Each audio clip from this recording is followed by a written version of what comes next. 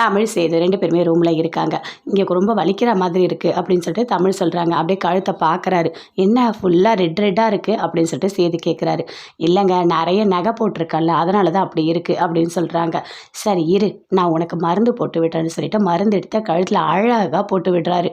அப்படியே ஒரு மாதிரி வெக்கப்படுறாங்க. 2 பேரும் சேர்ந்து அப்படியே ரொமான்ஸ் பண்ணிட்டு இருக்காங்க. என்ன ஓகேவா தமிழ், நல்லா இருக்கா? பரவாயில்லைங்க, இப்போ வலி கொஞ்சம் குறைஞ்ச மாதிரி இருக்குது அப்படின்னு சொல்லிட்டு தமிழ் சொல்லிட்டு இருக்காங்க. சமையல் ரூமில் எல்லாருமே சமையல் பண்ணிகிட்டு இருக்காங்க. அப்போது நீ மீனை வறுத்துடு, நான் அவளை சாப்பாடு செய்ய சொல்லலாம் இப்படி சொல்லிட்டு பேசிகிட்டே இருக்காங்க. அதுக்குள்ளே கரெக்டாக பாட்டி வராங்க.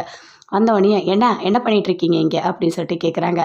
இல்லை ஒன்றும் இல்லை, நாங்கள் சமைச்சிட்ருக்கோம். எதுக்கு எதுக்கு நீங்கள் சமைக்கிறீங்க? நீங்கள் சமைக்கவே கூடாது.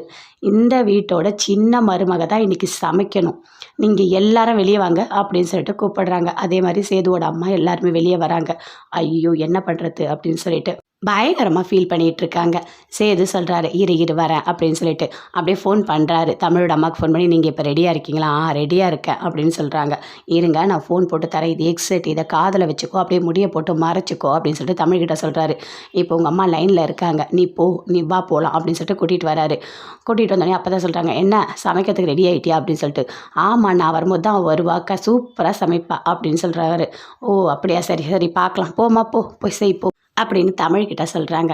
தமிழும் போகிறாங்க. அம்மா இங்கே வந்துட்டு மீன் இருக்குது, அப்புறம் சிக்கன் இருக்குது, பிரியாணி பண்ணணும், இதெல்லாம் சொல்லுமா அப்படின்னு சொல்லிட்டு தமிழ் அவங்க அம்மா கிட்ட கேட்குறாங்க. சரிடி, ஃபஸ்ட்டு என்ன பண்ணுற, மீனை கழுவு, கொஞ்சம் உப்பு மஞ்சத்தூள் போட்டு கழுவு அப்படின்னு சொல்கிறாங்க. கழுவிட்டம்மா. சரி, அதை வந்துட்டு நான் சொல்கிற மசாலாலாம் போடு, இந்த கொஞ்சம் மிளகாத்தூள், சீரகம், மிளகு இதெல்லாம் போட்டு பண்ணு அப்படின்னு சொல்கிறாங்க. சோம்பும் போடு அப்படின்னு சொல்கிறாங்க.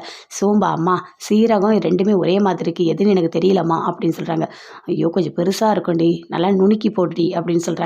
சரிம்மா அதே மாதிரி பண்ணுறேன் அப்படின்னு சொல்லிட்டு எல்லாமே ரெடி ஓகே அப்படின்னு சொல்கிறாங்க. சரி பிரியாணிக்கு சொல்கிறேன், வெங்காயம் தக்காளியெல்லாம் வதக்கி எல்லாமே பண்ணு அப்படின்னு சொல்லிட்டு ஒன்று ஒன்றா சொல்லி கொடுத்துட்ருக்காங்க. சில விஷயம் தெரியுது, சில விஷயம் தெரியல. ஐயோ கடவுளை எப்படி தான் பண்ண போகிறாளோ அப்படின்னு சொல்லிட்டு பயங்கரமாக ஃபீல் பண்ணிட்டு செஞ்சிகிட்டே இருக்காங்க. அதுக்குள்ளே என்ன சின்ன மருகளே ஏதோ ஒன்று முணுமுணுன்னு பேசிகிட்டே இருக்க அப்படின்னு சொல்லிட்டு கேட்குறாங்க. அதெல்லாம் ஒன்றும் இல்லை அப்பத்தா, சரி நான் போகிறேன் அப்படின்னு சொல்லிட்டு அப்படியே கிட்ட போகிறாரு சேது. கிட்ட போயிட்டு பேசிகிட்டு இருக்காரு. என்ன ஓகேவா, சரி 2 மீன் வறுத்துருக்க கூடு, நான் பார்க்குறேன் அப்படின்னு சொல்லிட்டு எடுத்துகிட்டு வராரு. வாயில் வச்சு பார்க்குறாரு, சூப்பராக இருக்குது. அப்படியே கொண்டு வந்து அப்பத்தா கிட்ட கொடுக்குறாரு. அப்பத்தாவும் பார்த்துட்டு நல்லா இருக்குது, எல்லாரும் சாப்பிடுங்க அப்படின்னு சொல்கிறாங்க. எல்லாருமே சாப்பிட்டுட்டு இருக்காங்க.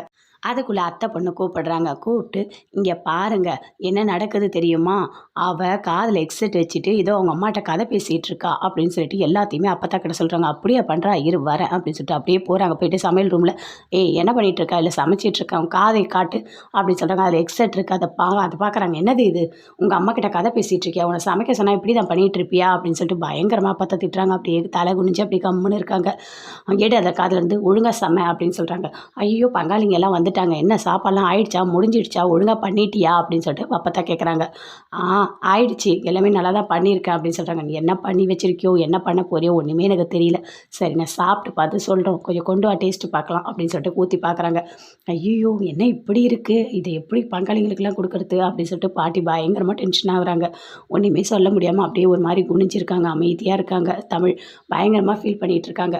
இங்கே பாரு, ஒன்றும் சமைக்கவும் தெரியல, ஒன்றும் தெரியல, என்ன பண்ண போகிற, இப்போ எப்படி இந்த சாப்பாடை எல்லாருக்கும் கொடுக்க போகிறோம் அப்படின்னு சொல்லிட்டு அப்பத்தா பயங்கரமாக தமிழை திட்டுறாங்க.